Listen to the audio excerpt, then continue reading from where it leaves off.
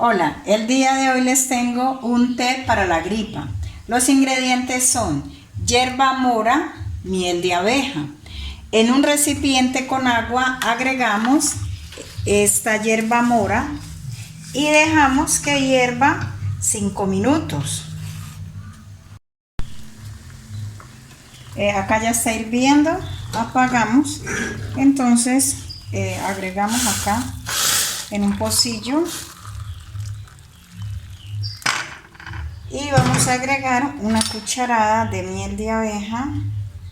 Si deseas también la puedes tomar así solita, si no deseas consumirla con dulce, entonces agregamos acá la miel de abeja y esto no lo vamos a tomar en horas de la mañana y horas de la tarde durante 9 días.